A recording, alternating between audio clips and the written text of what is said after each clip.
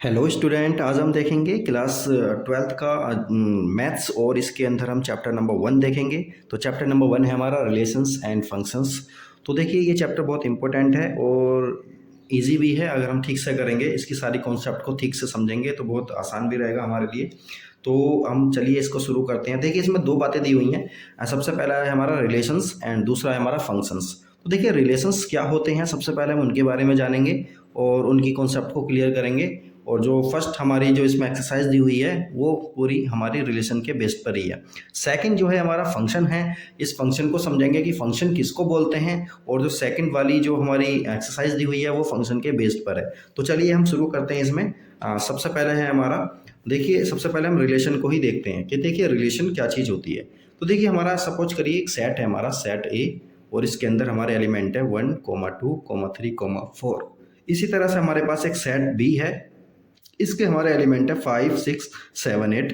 ये हमारे अलग अलग एलिमेंट्स हो गए। तो देखिए अब हम एक रिलेशन बनाना चाहते हैं। तो रिलेशन का क्या मतलब है, सिंपली हम सपोज करिए हम यहाँ पर क्या ले रहे हैं, हम यहाँ पर एलिमेंट लेंगे ए और बी। क्या है ये हमारा एलिमेंट ए और बी। जैसे कि देखिए यहाँ पर दे रखा है, देखिए रिलेशन किस तरह से बनाते हैं। ए और बी हमारे ये एलिमेंट दिए हुए हैं। तो देखिए ए और बी दोनों के दोनों क्या है, बोथ आर ओड। दोनों कैसे हमारे ओड नंबर हैं। और जो हमारा ए है, स्मॉल वाला ए, वो सेट ए से बिलोंग करता है और ये स्मॉल वाला बी जो है वो सेट बी से बिलोंग करता है। तो देखिए सबसे पहले ओड वाले को देख लेते हैं। तो देखिए ए के प्लेस पर हम क्या लिखेंगे, ए में से लेंगे और कौन सा लेंगे, ओड नंबर लेंगे। तो यहाँ से हमने ओड नंबर ले लिया 1। इसी तरह से देखिए बी जो लेना है हमें कहाँ से लेना है, वो सेट बी से लेना है और वो होना कैसा चाहिए, ओड होना चाहिए। तो इनमें ओड कौन सा है, 5, हमने 5 ले लिया। इसी तरह से देखिए इसका हम ओड नंबर लेंगे 1 और इसका ओड नंबर लेंगे 7। ये हो गया पूरा। इसी तरह से इसका ओड नंबर और कौन सा बचा, हमारा 3 बचा, तो हमने 3 ले लिया। इसका ओड नंबर और कौन सा, हमारा 5 हो गया। इसी तरह से देखिए इसका 3 है ओड नंबर और इसका और ओड नंबर कौन सा, 7। तो इस तरह से हमारा क्या बन गया, ये रिलेशन बन गया। इसी तरह से हम इवन नंबर के लिए भी बात कर सकते हैं। सपोज करें यहाँ पर ओड की जगह इवन आ जाए, बाकी सब सेम रहे। तो देखिए यहाँ पर इवन नंबर कौन सा है, 2। यहाँ पर इवन नंबर कौन सा है, 6। इसी तरह से यहाँ पर इवन नंबर 2, यहाँ पर इवन नंबर है हमारा 8। ये हो गया हमारा। इसी तरह से यहाँ इवन नंबर है हमारा 4, यहाँ इवन नंबर है हमारा 6, यहाँ इवन नंबर है हमारा 4, यहाँ इवन नंबर है हमारा 8। इस तरह से हमारा रिलेशन बन जाएगा। तो इस तरह से हमारे बहुत सारे रिलेशंस बन सकते हैं अगर हमारे कुछ सेट हमें दिए हुए हैं तो देखिए how many such relations possible, ऐसे कितने सारे हमारे रिलेशंस बन सकते हैं। तो इसके लिए देखिए कॉन्सेप्ट है छोटी सी। If n A equal P, n A का क्या मतलब है, number of set in number of elements in set A. Set A में हमारे कितने एलिमेंट हैं, सपोज करिए पी एलिमेंट है। और इसी तरह से सेट बी में हमारे कितने एलिमेंट हैं, ये भी हमने मान लिया कि क्यू एलिमेंट है टोटल। तो देखिए टोटल नंबर ऑफ रिलेशन जो हमने ये देखे हैं, ऐसे कितने सारे रिलेशन हमारे बन सकते हैं। तो ये है हमारा 2 की पावर पी क्यू। 2 की पावर कितना है, पी क्यू। और यहाँ पर पी क्या है, number of elements in set A, और क्यू क्या है, number of element in set B. तो इन दोनों का प्रोडक्ट मल्टीप्लाई करेंगे और वो 2 की पावर में लिख देंगे। इतने नंबर ऑफ रिलेशंस हम बना सकते हैं। तो देखिए बहुत सारे बैठेंगे। इसी तरह से देखिए यहाँ पर पी कितना है, सेट ए के लिए पी कितना है, 1, 2, 3, 4। कितने एलिमेंट है इसमें, 4। तो पी की वैल्यू कितनी आ गई, 4। इसी तरह से क्यू की वैल्यू कितनी आएगी, ये भी 4 आएगी। 4 और 4 की मल्टीप्लाई करेंगे कितना आएगा, 16 आएगा। तो 2 की पावर कितना हो जाएगा, 16 हो जाएगा। ठीक है, ये 16 हो गया, 16 हो गया। तो 2 की पावर 16 का क्या मतलब है, बहुत सारे हम इसमें रिलेशंस बना सकते हैं। तो अब हम सीधे आते हैं अपने रिलेशन पर कि रिलेशन किसे बोलते हैं। तो देखिए from set A relation B, मतलब ए का बी के साथ जो रिलेशन होता है वो कैसे होता है, as subset of A cross B. तो ए क्रॉस बी का क्या होगा, ये जो है सबसेट होगा। मतलब ए क्रॉस बी में हमारे जितने भी एलिमेंट होंगे वो सब क्या होंगे, हमारे उन सब में से ही हमारा क्या होगा, कोई ना कोई एक रिलेशन होगा जो कि एक सबसेट होगा। एट इन सम मैनर, देखिए अब हम इसमें क्या कर रहे हैं। तो ये वाला तो हमने देख लिया। तो इसी चीज़ को हम रिलेशन कहते हैं कि कुछ ना कुछ हम इसमें रिलेशन बनाते हैं। जैसे कि ओड नंबर का रिलेशन बना लिया और ए को कहाँ से लेंगे, बी को कहाँ से लेंगे, ये हमने फिक्स कर लिया तो हमारा एक रिलेशन बन जाता है। तो इसी को हम क्या कहते हैं, रिलेशन कहते हैं। देखिए रिलेशन हमारे जो है कई तरह के होते हैं। तो देखिए टाइप्स ऑफ रिलेशन। तो रिलेशन हमारा पहला वाला जो है हमारा ये रिलेशन हो गया हमारा नल और वॉइड और एम्प्टी रिलेशन। एम्प्टी का क्या मतलब है, खाली, मतलब कुछ भी नहीं होगा उसके अंदर। तो देखिए ये रिलेशन को किस तरह से रिप्रेजेंट करेंगे। तो देखिए आर इक्वल है हमारा ए बी, मतलब ए और बी ये हमारे दो एलिमेंट रहेंगे, एक ए का ए बी का। इसमें देखिए बी जो है हमारा a + 5 है। बी कितना लेंगे हम, ये वाला एलिमेंट जो लेंगे ए में 5 जोड़ेंगे तब जाके हमारा बी आएगा। और ए और बी दोनों के दोनों कहाँ से बिलोंग कर रहे हैं, ये हमारे ए वाले सेट से बिलोंग कर रहे हैं। ध्यान से देखिए ये वाला जो सेट है हमारा, इसके अंदर कितने एलिमेंट हैं, 1 2 3 4। तो देखिए सपोज करिए हम यहाँ पर इस ए के प्लेस पर हम ये वाला 1 रखते हैं, इस ए के प्लेस पर ये वाला 1 रखते हैं तो यहाँ 1 आ जाएगा। लेकिन बी कितना आएगा हमारा, 1 + 5, तो बी आएगा हमारा 6। और ये बी भी हमें कहाँ से लेना है, इसी एलिमेंट इसी वाले सेट से लेना है। अब ध्यान से देखिए 1 + 5 कितना होता है, 6। क्या 6 इसके अंदर है, नहीं है।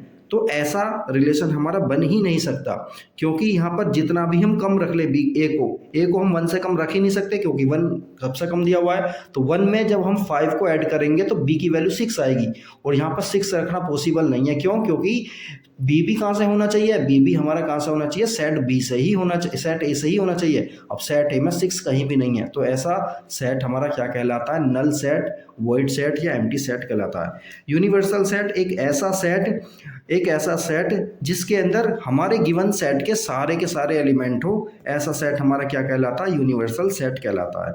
इसी तरह से आइडेंटिटी सेट एक ऐसा सेट होता है जो खुद के साथ ही रिलेशन होता है, 1 का 1 के साथ, 2 का 2 के साथ। इस तरह के जो रिलेशन होते हैं हमारे, वो आइडेंटिटी रिलेशन हमारे कहलाते हैं। चलिए अब हम रिलेशन के बारे में बात करते हैं। हमारे रिलेशन हमारे 3 तरह के होते हैं। पहला है हमारा रिफ्लेक्सिव रिलेशन का क्या मतलब है, ए का ए के साथ ही हमारा होना चाहिए। मतलब हमारा गिवन जो सेट है उसके अंदर उसके जितने भी एलिमेंट है सबका अपने खुद के साथ रिलेशन होना जरूरी है। अगर ऐसा है तो ऐसे सेट हमारे क्या कहलाते हैं, रिफ्लेक्सिव कहलाते हैं। जैसे कि 1 1 2 2 3 3 4 4 हो गए हमारे। जैसे कि हमारा ये वाला सेट दिया हुआ है ना 4, ए की वैल्यू, ए हमारा सेट है, इसके अंदर एलिमेंट है हमारा 1 2 3 4। तो 1 का 1 के साथ, 2 का 2 के साथ, 3 का 3 के साथ, 4 का 4 के साथ होना चाहिए। जैसे कि ये हो गया हमारा 1 का 1 के साथ हो गया, 2 का 2 के साथ, 3 का 3 के साथ, 4 का 4 के साथ। तो ये वाला जो हमारा रिलेशन होगा, ये वाला रिलेशन क्या कहलाएगा, हमारा रिफ्लेक्सिव कहलाएगा। इसी तरह से देखिए हमारा सिमेट्रिक रिलेशन है। सिमेट्रिक रिलेशन में क्या होता है हमारा, अगर A1 और A2 दोनों उसके अंदर एग्जिस्ट करते हैं तो A2, A1 भी उसके अंदर एग्जिस्ट करने चाहिए। तो ऐसा रिलेशन हमारा क्या कहलाता है, सिमेट्रिक कहलाता है। मतलब क्या है, अगर हमारा 1 2 है तो देखिए 1 2 है तो 2 1 भी होना चाहिए। तो ऐसे रिलेशन हमारे क्या कहलाएंगे, सिमेट्रिक कहलाएंगे। और ट्रांजिटिव के लिए बात करते हैं हम। अगर देखिए किसी रिलेशन में हमारा ए बी एग्जिस्ट करता है और बी सी भी एग्जिस्ट करता है तो ए सी भी एग्जिस्ट करना चाहिए। ऐसे रिलेशन हमारे क्या कहलाते हैं, ट्रांजिटिव कहलाते हैं। मतलब देखिए ध्यान से देखिए, अगर हमारा 1 2 है और 2 के साथ कुछ और भी आ रहा है तो देखिए ये वाला इसका पहला और इसका लास्ट वाला होना चाहिए, जैसे कि 1 1 हो गया। इसी तरह से ध्यान से देखिए हमारा जैसे 1 2 है, 2 देखिए 1 2 है, इस वाले को देखो, और 2 3 है, 1 2 है और 2 3 है, तो इसका पहला लेंगे 1 और इसका बार बार लेंगे 3, तो 1 3 भी इसके अंदर कहीं ना कहीं होना चाहिए। तो ऐसे रिलेशन हमारे क्या कहलाएंगे, ऐसे रिलेशन हमारे कहलाएंगे ये ट्रांजिटिव है। तो देखिए इसके अंदर हमारा 1 2 है, ये रहा 1 2 और 2 3 है, तो 1 3 भी इसके अंदर होना चाहिए। ऐसे रिलेशन हमारे क्या कहलाएंगे, हमारे ट्रांजिटिव रिलेशन कहलाएंगे। जैसा कि इसके अंदर नहीं है लेकिन ऊपर वाले के अंदर है, 1 2 है, 2 1 है, तो 1 1 होना चाहिए। तो ये ऐसे रिलेशन हमारे क्या कहलाएंगे, ट्रांजिटिव कहलाएंगे। चलिए अब आगे देखते हैं हम इक्विवेलेंस रिलेशन कैसे होते हैं। ऐसा रिलेशन एक जिसके अंदर रिफ्लेक्सिव, सिमेट्रिक और ट्रांजिटिव तीनों चीज़ें पाई जाएं तो ऐसा रिलेशन हमारा क्या कहलाता है, इक्विवेलेंस रिलेशन कहलाएगा। तो चलिए इसके कुछ एग्जांपल देख लेते हैं, फिर हम आगे चलते हैं।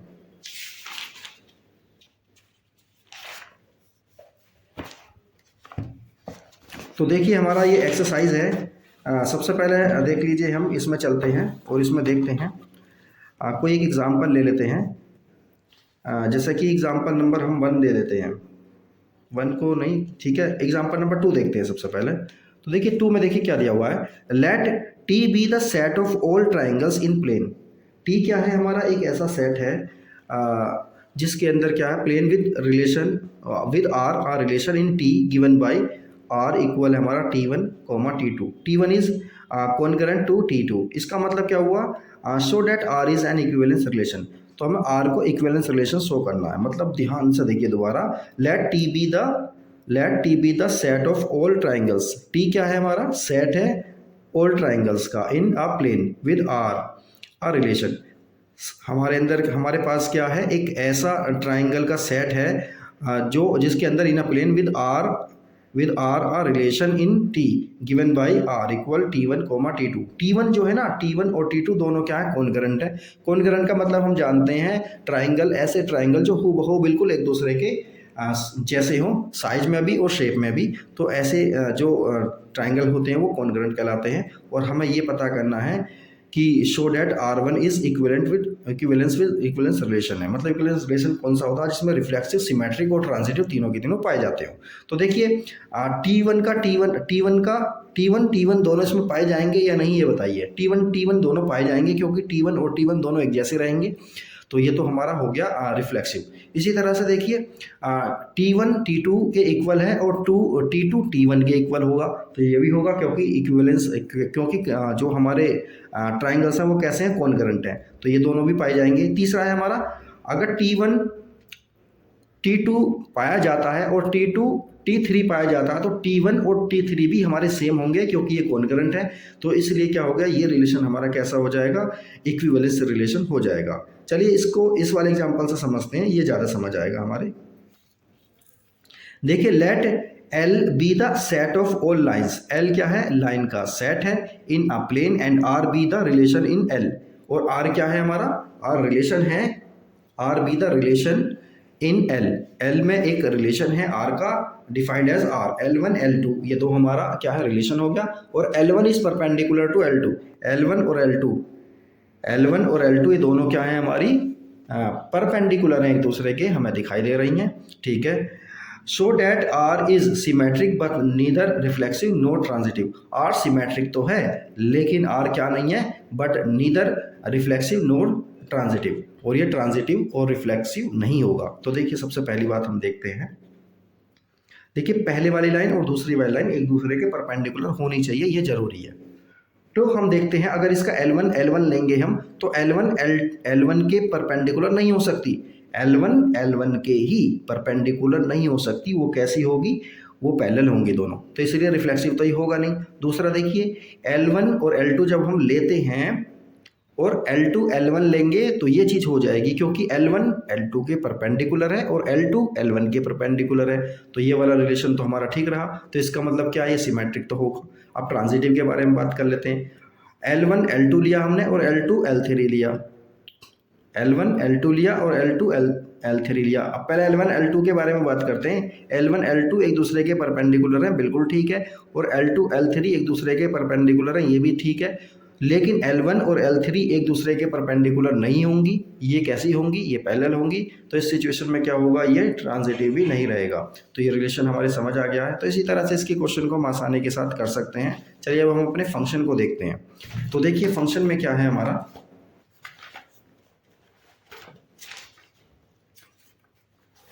अब हम देखिए फंक्शन को देखते हैं। पहले फंक्शन में देखिए क्या होता है। फंक्शन की पहले डेफिनेशन देखते हैं। तो function is a relation. Function क्या होता है, एक रिलेशन होता है in which no two ordered pair have same first element. इसमें क्या है, फर्स्ट एलिमेंट जो है हमारा, उसकी दो इमेज नहीं होनी चाहिए। और जो है हमारा जो रिलेशन है, उसमें जो लेफ्ट वाली साइड है, उसमें हमारा कुछ छूटना भी नहीं चाहिए। इसको इस तरह से समझ सकते हैं। देखिए ज़रा इसको मैं बता देता हूँ। जैसे कि यहाँ आ गए हम, यहाँ इसको समझिए ज़रा, फिर से दोबारा समझते हैं। देखिए यहाँ पे पहले फंक्शन के बारे में समझते हैं कि फंक्शन क्या होता है। देखिए, इनमें से कोई खाली नहीं रहना चाहिए, सबकी इमेज कुछ ना कुछ होनी चाहिए इधर साइड में।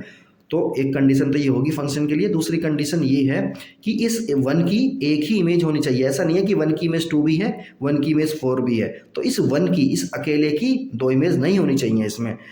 ये दोनों कंडीशन अगर फुलफिल होती हैं तो वो रिलेशन हमारा क्या बन जाता है, फंक्शन बन जाता है। दोबारा देखिए, जैसा कि सपोज कर हमारा, पहली बात तो ये, इसमें कोई भी खाली नहीं रहना चाहिए। इनमें से सभी की एक एक इमेज होनी जरूरी है।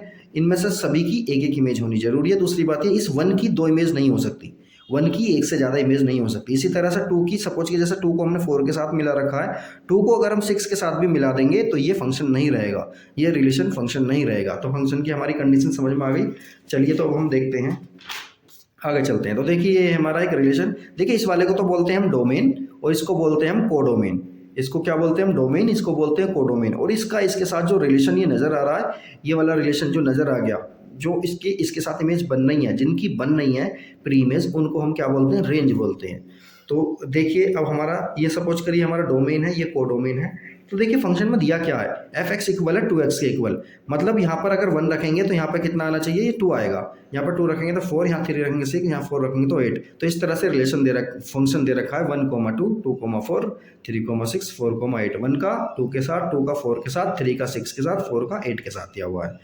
अब देखिए इसमें ना हमारा फंक्शन हमारे कुछ तरह के होते हैं। कुछ सबसे पहले देखते हैं 1 को हम क्या बोल देते हैं, इंजेक्टिव भी बोल देते हैं।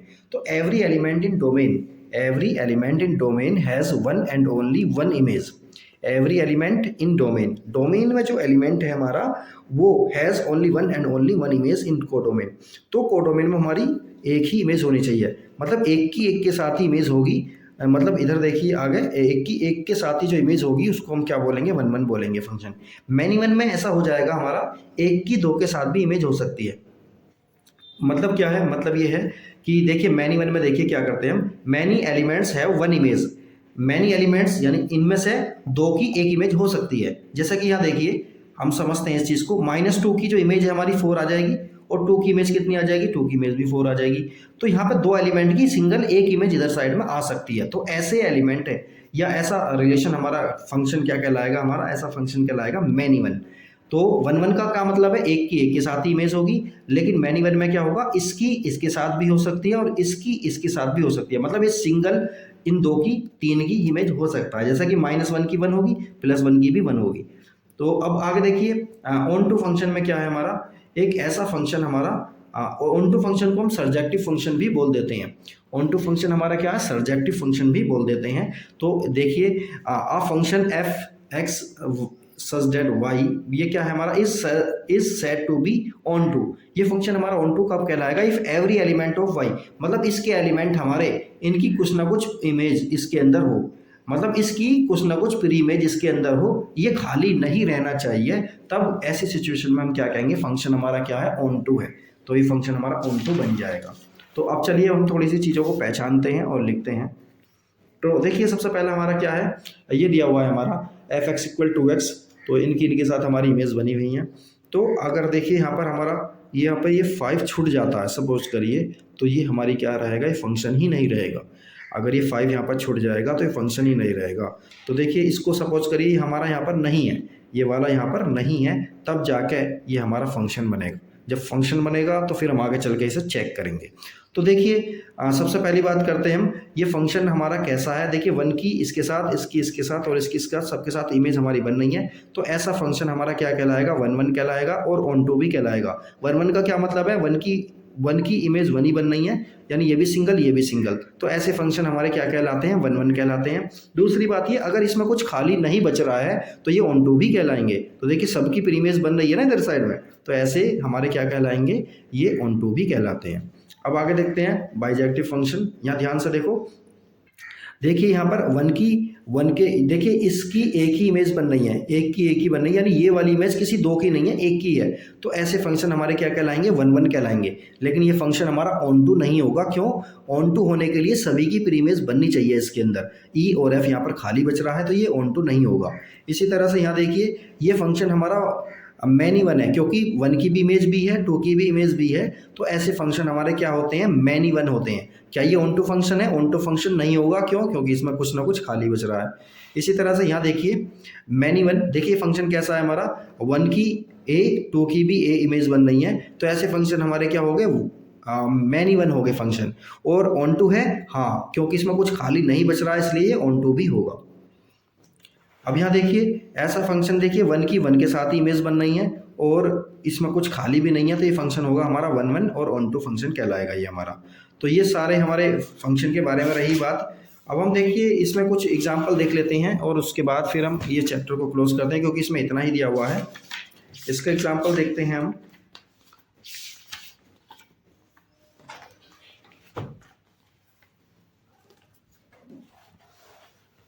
तो देखिए फंक्शन को हम देखेंगे, शो दैट द फंक्शन किसका है, नेचुरल नंबर का, नेचुरल नंबर में ही है। और ये F X equal 2x is 1 but not onto. ये फंक्शन 1 होगा लेकिन ऑन टू नहीं होगा। तो इसके लिए देखिए क्या करेंगे, हम अपने उससे बनाते हैं ग्राफ से, और इससे बना के देखते हैं कि देखिए क्या होगा इसमें।